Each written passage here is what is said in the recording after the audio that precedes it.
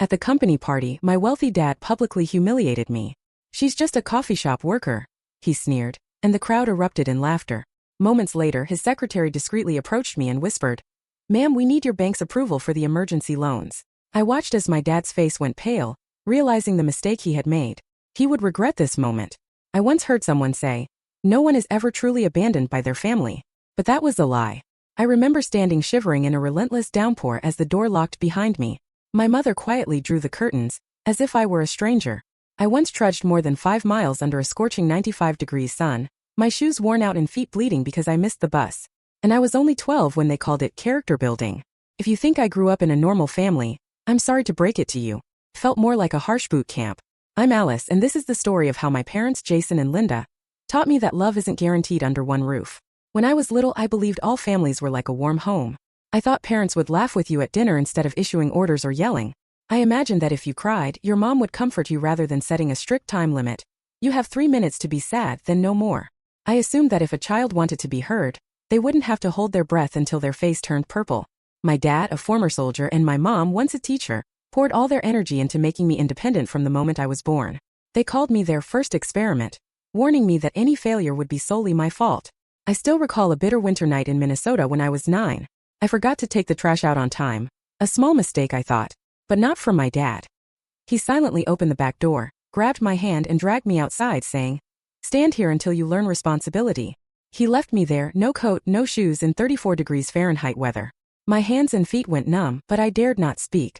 I stood there for nearly an hour until my mother finally opened the door, coldly remarking, "Maybe next time you'll think twice before being useless."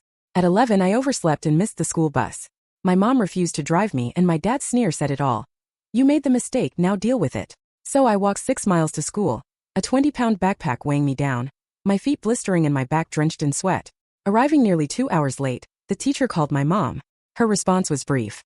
"She needs to learn not to depend on others," and she hung up. When I told my friends, they thought I was exaggerating. Some even claimed, "Your parents are just strict." But it wasn't strict, it was cold. They trained me like I was a survival machine. Emotionless, unloved. Every day at home was a silent battleground where I learned to decipher a frown from my mom, or a raised eyebrow from my dad, as a sign that a lesson was coming. Forgetting to fold a blanket, spilling milk, laughing too loud, or asking a question at the wrong moment could all trigger their harsh discipline. I once dreamed they'd embrace me and say, "We're sorry, Alice. You didn't deserve this." But that day never came. They never apologized, they just kept drilling their lessons into me. Day after day, I wasn't a child anymore. I became a project, a doll with a calm mask while my inner self screamed. I thought I had grown used to it all, but I was mistaken. The final lesson came when I was 15. A moment unlike any other that forever changed my life. I will never forget that sweltering day in Florida. The sun blazed as if trying to melt the world, and the smell of hot plastic from the car seat remains etched in my memory like an unhealed scar. I sat in the back seat, half dazed from the heat, headphones on, while my parents argued about something trivial. As usual, they spoke only in orders and criticism, their voices merging into background noise. Our trip to see my cousin in Tallahassee ended with a silent dinner and a barbed comment from my mom. I didn't understand why she never picked up any kindness from the rest of the family. I stayed quiet, used to being the perpetual disappointment. When the car stopped in a small town called Crestview near an old train station, its rooftops peeling and faded signs barely visible under the harsh sun, my dad's voice snapped, "Go get me a soda." I took off my headphones. My mom smirked, "Your dad's thirsty. I want a bottle of water too. Hurry up, sweetheart." A flicker of doubt pricked at me, but I opened the door and stepped out. The heat struck my face like an oven. I walked across the cracked platform, fed the last $10 bill into a creaking vending machine, grabbed the soda and water and turned back, only to find the car gone. No parked vehicles, no people, just a vast sun-baked lot and the sound of cicadas crying like mourning souls. Frozen in place, the cold soda felt useless in my hand. My heart pounded as my mind raced for an explanation. Had they just moved the car? Gone for gas? Then my phone buzzed. I opened a message and read only 4 chilling lines before my whole body went numb despite the blazing heat. "Let's see how long it takes you to get home on your own. This is a test. Don't call Aunt Elaine. You need to learn to face the world. Don't disappoint us." I stood frozen. This wasn't a mistake. This wasn't a joke. They had really abandoned me. No suitcase, no wallet, no map, no one beside me. I tried calling back, but it went straight to voicemail. I called again, but nothing. Panic gripped me like a tightening rope in my throat. I texted back and one more line arrived. "Don't make a mess of things. Handle it yourself." I nearly threw up. I was only 16, no driver's license, no transportation, no plan. Rage began to bubble beneath my fear. I didn't cry or scream. I just crushed the water bottle in my hand until it crumpled, then took a deep breath, hoping to exhale this nightmare. I searched my pockets. A few coins, a phone with 27% battery, a crumpled paper map from last year's camping trip. I walked to the small station where only one old man sat behind the counter, half asleep. "Is there a bus from here?" I asked, my voice cracking. He raised an eyebrow and pointed out the window. "About 2 miles down the main road, but nothing's coming until tomorrow afternoon." I nodded and left, stepping onto the burning pavement, my knees aching, but I didn't stop. I held back tears, refusing to cry out like an abandoned stray. I did the one thing they had forbidden me. I called Aunt Elaine, the only one in our family who had ever shown me genuine kindness. "Ellis? Oh my God, what happened?" Her voice shook through the phone on the second ring. "They left me," I managed to say, my voice trembling with raw emotion. There was a pause of 3 long seconds before she responded clearly. "Stay right where you are. I'm coming." I sat by the dusty roadside, staring out over the red dirt, not realizing then that my life was taking a new path, one I could never go back from. When Aunt Elaine arrived, I was curled up under the scant shade of a utility pole. The hot wind sweeping over the pavement felt like a constant reminder that I had nowhere left. Her old SUV screeched into the lot as if time itself was burning beneath its tires. She jumped out before I could speak, wrapping me in a hug so tight it took my breath away. "Oh my God, my poor girl," she whispered, her arms clinging as if afraid to let go. "What the hell did they do to you?" I had no words strong enough to explain, but one thing was certain. I was never going back. 3 days later, I found myself in the cramped living room of Aunt Elaine's home in Gainesville, staring at a single suitcase, the one she had bought for me, since I had nothing but an old backpack. I didn't cry or panic, but it felt as if a massive void had opened up inside me that needed to be filled with something, anything, to keep me from being swallowed whole. "What do you plan to do next?" she asked softly, handing me a steaming mug of peppermint tea. I looked out the window at the overcast sky, a sky that was gray yet unbroken, much like me. "You know I'm not going back," I whispered. She nodded. "I'm not pushing you, but if you stay here you'll have to start over. No Jason, no Linda, no more lesson plans. Just you." I nodded, feeling for the first time that I had a choice. Not just to follow a script written for me by someone else, but to create my own path. Even if the road ahead was rough, at least it was mine. I started working at a small cafe near the University of Florida, waiting tables. The owner was kind and never treated me like I was broken. I worked from 5 a.m. to 2 p.m., then went home to study for my GD at night. I wanted to reclaim the lost years of school, not to prove anything to Jason or Linda, but to prove to myself that I could make it. Aunt Elaine supported me every step of the way. She wasn't wealthy, but she was rich in love, something I had never really experienced before. She drove me to exams, waited with me in the car, and even bought an SAT prep book despite it costing almost a week's worth of groceries for both of us.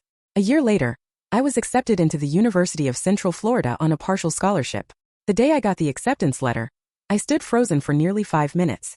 "You're about to start a new life, Alice," Aunt Elaine said, taking my hand. And this time I got to write my own story. 4 years later, I graduated with honors in urban development. As I walked up to receive my diploma, there was no applause, just the voice of that 16-year-old girl standing alone under a cracked train station roof, her hands still trembling from abandonment. I whispered to myself, "You did it, Alice. You survived."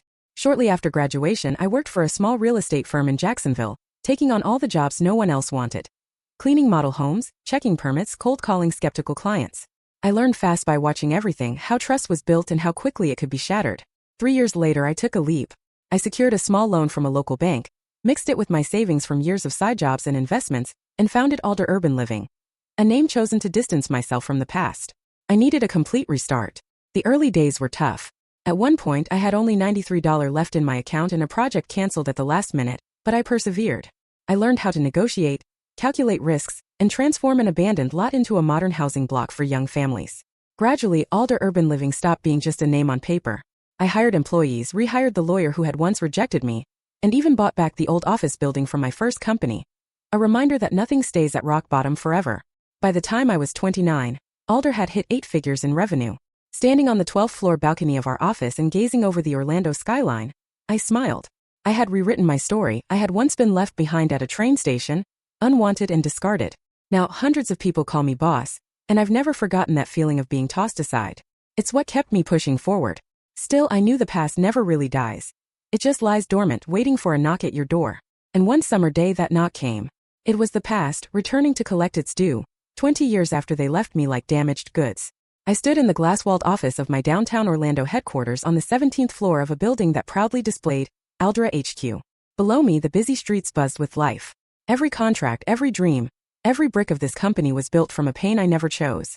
I survived. I lived well. I believed the past had decayed into oblivion, until my phone rang. A name I hadn't seen in 20 years flashed on the screen: Vivian. I let it ring until it stopped, then it rang again. I answered. Alice. My sister's voice trembled, as if pulled from a dusty, forgotten memory. I said nothing for a moment. Are you okay? She asked. I laughed, a dry, brittle sound. After 20 years, that was her opener? Vivian paused and then, cutting straight to the chase, she said. They're in trouble, Alice. Debt. The house has been foreclosed. Mom's depressed, Dad choked, and he lost his entire retirement on stupid bets. They need you.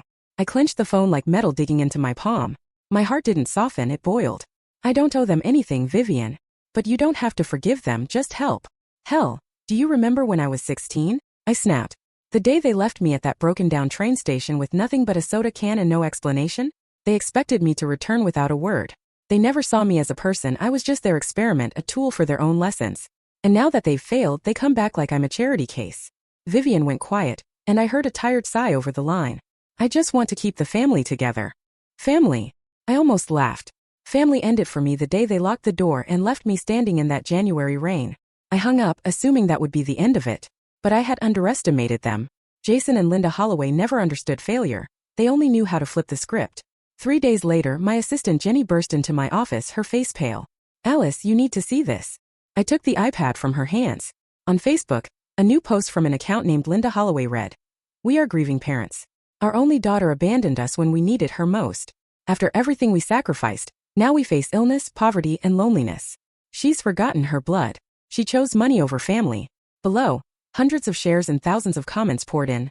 So sad. Today's kids are so selfish. How could someone abandon their elderly parents? Even though I'd become wealthy, they portrayed me as heartless and ungrateful. I felt sick, not from their lies, but from how effortlessly they cast themselves as the victims. They knew how to perform as they always had. Ginny whispered. Some clients are asking questions. A few appointments have been canceled. I closed my eyes as my head pounded like a drill. They didn't just want money. They wanted to pull me back in at any cost. I opened Instagram. My company's account had been tagged in posts with hashtags like #BadDaughter, #FilialPiety, and #PayUpAlice. I smirked. If they wanted to play this game, I wasn't about to back down. I posted a black and white photo of the Crestview train station, the very place they abandoned me when I was 16. The caption read, Not everyone who gives birth to you deserves to be called family. 2 minutes later, Vivian called, but I didn't pick up. An hour later, Linda texted, You've disappointed us. You owe us, Alice. I stared at those words, my blood boiling like molten steel. I typed back a single word. No, then I added. The day you drove away from that parking lot, every debt was wiped clean. And I blocked her number. I knew this was only the beginning. 3 days after I posted the train station photo, the real battle began. Every morning I woke to dozens of new notifications. Posts, comments, direct messages. Some accused me of ingratitude. Others called me a velvet-wrapped snake. Wealthy, successful, yet heartless. There were even videos dissecting my cold-blooded behavior, edited from old photos. One TikTok influencer released a clip of a former classmate claiming, I once bragged I'd abandon my parents if they stood in the way of my success. Soon, hashtags like #BoycottAlice and #Don'tBuyFromTheUngrateful trended online. I knew it had escalated from a personal vendetta to a full-blown professional crisis. Ginny walked into my office on Monday morning, her face as if she'd swallowed ice, carrying a stack of printed emails. Alice, I'm sorry. Some partners are asking for clarification about your family situation. I clenched my fists. My family is a scar, not an asset. Ginny hesitated as she set the printouts on my desk. 3 major clients have just delayed signing. One even messaged directly, We don't want to be associated with someone called unfilial. I let out a bitter laugh. So now it's a story about being unfilial. Fantastic. I stood and walked to the window where Orlando sprawled out like a moving painting. The buildings I helped design, the neighborhoods I once dreamed of transforming. It all felt like it could crumble under one well-crafted lie and a crowd eager to point fingers. That's when my phone rang again. Dominic Hayes, said the caller ID, one of Aldra's biggest investors. I answered, Dominic. Alice, I'll be blunt. What's happening online isn't good for the company's image. I sighed. What do you want me to do? Go live and cry because I didn't send money to the people who abandoned me at a train station? There was a pause. I'm not judging your personal life, but we're talking about customer trust. Can you do anything to ease this? No, I replied. Then you need to be ready for consequences. I hung up. An hour later, a new video from Jason Holloway appeared online. A grainy clip of him and Linda sitting in a rundown room, their eyes downcast. We never meant to hurt her. Everything we taught her was to make her strong. And now, in our old age, she turns her back on us, as if we never existed. The video amassed over 12,000 shares, a tidal wave of faux sympathy. If it were me, I couldn't live with that guilt, read one comment. How can someone be so rich yet so poor in heart? Another chimed in. Parents aren't perfect, but no one deserves to be abandoned, someone else added. I wanted to smash the screen, but instead, I opened an old folder on my computer. Inside were photos of that train station day, emails from the lawyer I'd contacted when I reported being abandoned, and audio files of Aunt Elaine's testimony for my temporary guardianship paperwork. I had kept everything, not out of hate, but because I knew they'd come back, and now they had. That afternoon, an emergency meeting was held. I sat at the head of the table facing our PR team, 2 senior managers, and our in-house attorney. No one spoke until Mike, our communications director, finally broke the silence. We advise against a public response. The more you engage, the more the media latches on. I shook my head. So you think I should let them keep lying while our company's reputation bleeds out? Mike's eyes narrowed behind his glasses. Alice, empathy isn't something you win with logic. I leaned back, hands clasped. Then I'll use the only thing I have, truth. Cold, detached, just like they treated me. I pulled out a USB drive and plugged it into my laptop.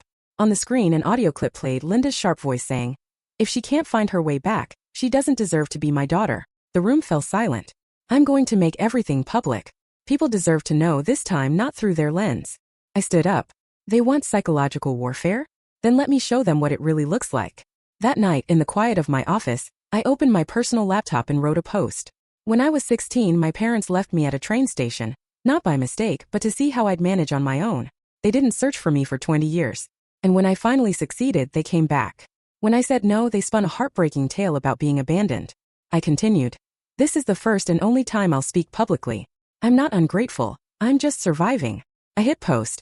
I sat in the dark office, the only light the glow of my laptop screen, like a spotlight on someone stepping out of the shadows. The post wasn't a slap. It was a cold, precise dissection of the fake narrative Jason and Linda had crafted. I attached screenshots of old messages, the one from that fateful day at the train station, "Handle it yourself." I posted the audio recording of my mother scoffing on the phone, her words clear. "I don't need to raise her anymore. Let the world teach her." I included the scanned temporary guardianship documents from the night Aunt Elaine took me in, while my biological parents ignored my desperate calls in a storm.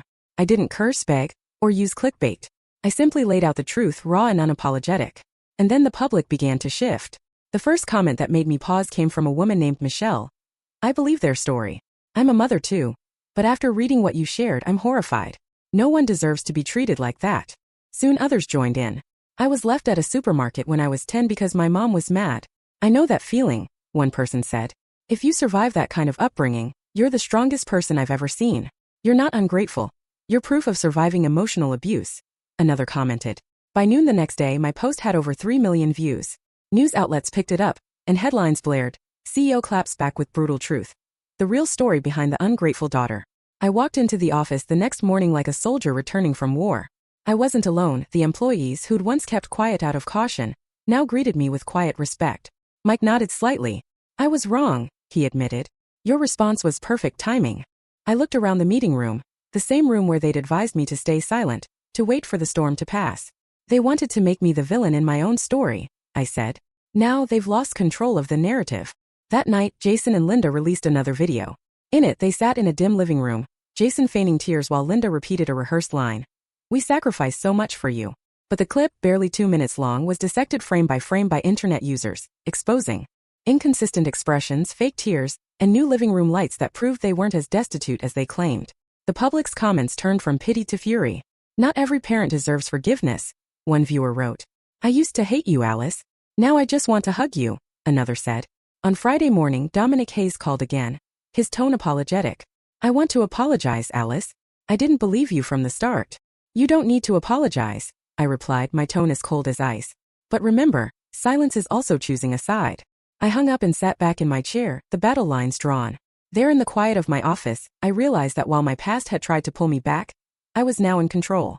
The truth was my weapon, and I was ready for whatever came next. And I closed my eyes. 15 years of earning the world's trust, and one lie nearly burned it all down. But I held steady, and this time no one could twist the truth. 3 days later, a reporter from The Atlantic sent an interview request with the headline, "The Journey of an Abandoned Child and Her Public Stand Against Emotional Abuse in the Family." I took a moment and then typed back. I'm ready. But this time we tell the story right. No tears, no sugarcoating, just the truth. I hit send and for the first time in years I felt a weight lift off my shoulders. No more fear, no more guilt. I had reclaimed my voice. Less than an hour after my post went live, my phone exploded with notifications. Texts, emails, missed calls. I sat motionless in my dark office, lit only by the glow of my laptop screen, like a spotlight shining on someone who just stepped out from backstage. My post wasn't just a slap. It was a precise dissection. Every sentence was a clean cut into the fake narrative Jason and Linda had so carefully constructed. I attached screenshots of old messages, the one from that day at the station that said, "Handle it yourself. This is a life lesson." I posted the audio of my mother sneering on the phone, her voice clear as day. I don't need to raise her anymore. Let life teach her. I even included the scanned temporary guardianship papers from when Aunt Elaine took me in during that stormy night when my biological parents wouldn't answer my calls. I didn't curse, beg, or use sensational language. I just laid out the unvarnished truth, and slowly public opinion began to change. The first comment that stopped me came from a woman named Michelle P. I believed your parents' posts.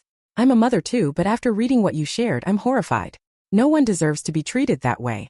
More comments soon followed. I was abandoned at a grocery store when I was 10 because my mom was angry. I know that pain. One person wrote, "If you've survived that kind of parenting, you're one of the strongest people I've ever seen. You're not ungrateful. You're proof of overcoming emotional abuse," said another. By the next day at noon, my post had reached over 3 million views. News outlets picked it up with headlines like, "CEO fights back with powerful truth. The real story behind the ungrateful daughter." I walked into the office the following morning like a soldier returning from battle. I wasn't alone. The employees who once stayed silent out of fear now looked at me with quiet respect. Mike, the communications director, gave me a small nod. "I was wrong," he admitted.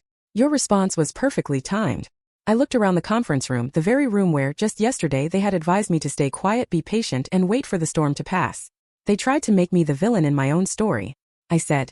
Now they no longer control the narrative. That night, Jason and Linda responded with another video. But this time, everything unraveled quickly. They sat in their living room, Jason feigning sobs while Linda recited a line like it were a script. "We just wanted our daughter to understand how much we sacrificed." But the clip, barely 2 minutes long, was dissected frame by internet users, exposing inconsistent expressions, fake tears, and recently installed fancy lighting in a living room that wasn't as poor as they claimed. The comments turned from pity to anger, shameful and scornful. "Not every parent deserves forgiveness," one viewer wrote. "I used to hate you, Alice. Now I just want to hug you," another commented. Friday morning, Dominic Hayes called again, his tone completely different. "I want to apologize, Alice. I didn't believe you from the start." "You don't need to apologize," I replied, cold as ice. "But remember, silence is also taking a side." I hung up, sat back down, and closed my eyes. 15 years of building trust with the world, and one line nearly burned it all down. But I held my ground, and this time no one could rewrite the truth. 3 days later, a journalist from The Atlantic sent me an interview request on the topic: the journey of an abandoned child and the public stand against emotional abuse in the family. I paused, then typed, "I'm ready. This time we tell the story the right way. No tears, no sugarcoating, just the truth." I hit send, and for the first time in years I felt a weight lift off my shoulders. No more fear, no more guilt. I had taken back my voice. I was reviewing the final design plans for the Riverstone residential project when Jenny pushed the door open holding a thick, cream-colored envelope sealed with an express courier stamp. "Alice, this came for you, priority delivery," she said, her voice tight as a string. I saw the sender's name printed clearly in the top left corner. Holloway and Brooks, attorneys at law. I had been waiting for this. I opened the envelope slowly, as if I could delay what was coming. The first page read, embossed at the top, "Alice Holloway official notice of lawsuit, based on the Filial Responsibility Law, Section 7, Clause 11 of the Pennsylvania Civil Code." I froze. I'd never felt so disgusted by a legal document in my life. My own parents were suing me, the daughter they abandoned at a train station when I was 16, the person they hadn't contacted for 2 decades, for failing to provide financial support in their old age. I exhaled slowly as rage quietly smoldered inside me. "Ginny, call David now. I need to see him in 30 minutes. David Rhodes, my lead attorney, sat across from me with a copy of the lawsuit spread out like a rotten joke. "Legally speaking, Alice, Florida doesn't have a strict filial responsibility statute. But if they file for temporary residence in Pennsylvania or push this at the federal level, it could get messy." Messy? I folded my arms, staring at the document. "They're trying to use the law to chain me to people who threw me away like garbage. They don't want money, they want control." David nodded slowly. "They think you'll be scared, afraid of litigation, afraid of the media, afraid of the shame. And if you pay just once, they'll have their hands around your neck forever." I smirked. Then they picked the wrong person. That night, my phone rang with an unknown number. I answered and Linda's voice came through. Sweet as syrup but laced with venom. Alice, I just want to have a calm conversation.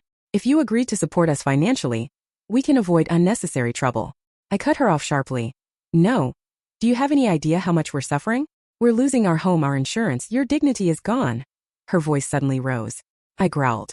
And now you want to play the good parent? Linda went silent for exactly 2 seconds, then her tone shifted.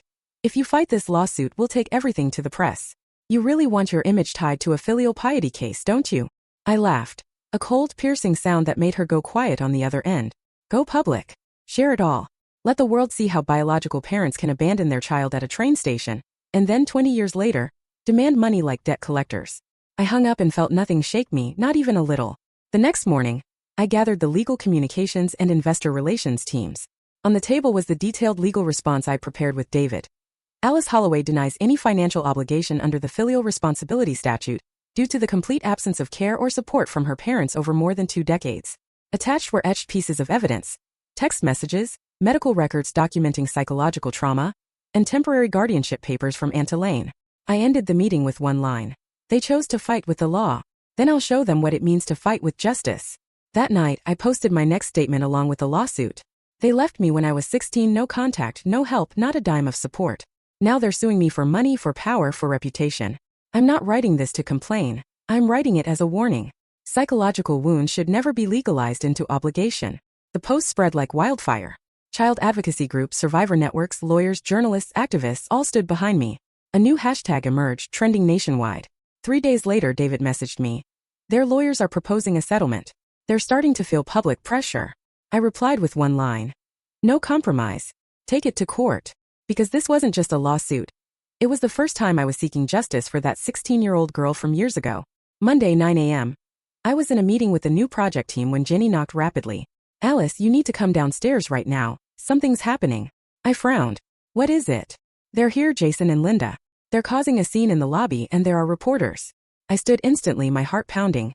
Not from fear, but from rage rising like lava in my chest. I clenched my fists and nodded at Jenny. Call security, but don't do anything until I get there. When the elevator doors opened, I could already hear their familiar, fake sobbing echoing through the main lobby of Aldra HQ. Linda, dressed in an overly flashy floral dress, was sitting on the floor clutching a tissue to wipe away tears that weren't really there. Jason stood beside her, his face flushed as he pointed fingers at my staff, yelling, "We just want to talk to our daughter. Are we not allowed to see our own child? Is this America or some kind of prison camp?" My employees whispered among themselves. Some recorded the scene on their phones. A local CNN reporter was already there, camera poised. I walked forward, my heels echoing sharply on the marble floor, slicing through the chaos like a knife. Jason spotted me first. His eyes lit up as if he had found the spark he needed to fuel his performance. "Alice," he called out. And at that moment, I finally decided to come face to face with the people who once tried to control my life. "Your own flesh and blood," he growled, ignoring everyone else. "Does that make you proud now?" I stopped in front of them, standing tall with a gaze as cold as steel. I didn't answer right away. I looked around at the faces watching the cameras, at even those who had once doubted me. Then I turned back to the 2 people who once called themselves my parents. "Oh, you're not my parents anymore. Not because I turned away, but because you chose that 20 years ago when you left me like garbage next to a vending machine." Linda began to wail louder, clutching her chest. "What are you saying, Alice? We're blood. I gave birth to you. How can you be so cruel?" I didn't blink. Blood. Blood is what made your daughter walk 6 miles under the summer sun because she missed the bus. Blood is what left me locked out in a thunderstorm. Blood is what fueled the lies that sent social media into a frenzy when I refused to give you money. Jason snapped. "You think money made you a person? You've forgotten who you are. Everything you have is because we raised you." I laughed, a sharp, contemptuous sound that echoed like a slap. "You raised me? You left me when I was 16. The one who raised me was Aunt Elaine and I worked 3 jobs, slept in stinky dorms, lived on instant noodles.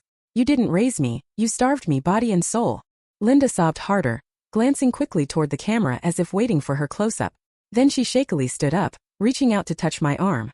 "Sweetheart, I know we were too strict sometimes, but now we just need a chance, a little help, and everything will get better." I stepped back, my voice firm as stone. "I don't help people who abandon me. I don't fund those who use my past for pity, and I don't forgive lies." I motioned to security. "Remove them from the building. And if they come back, call the police." Jason lunged forward, shouting, "You'll regret this, Alice. We made you. We're your flesh and blood. I didn't turn or flinch. I walked straight toward the elevator, my footsteps steady like the beat of a heart that's just freed itself from a final malignant tumor. As the doors closed, I saw Linda struggling with a guard's arm, her tears refusing to fall, and Jason still shouting. I no longer cared to listen. When the doors shut, all the noise behind me vanished. For the first time, I felt like I'd locked the past away for good. The lawsuit dragged on for nearly 4 months. For months where every document, every memory, every old wound was forced into the light. Then justice spoke, blunt, cold, and final. The court ruled that I, Alice Holloway, have no financial obligation to Jason and Linda Holloway. No support, no responsibility, no legal ties whatsoever.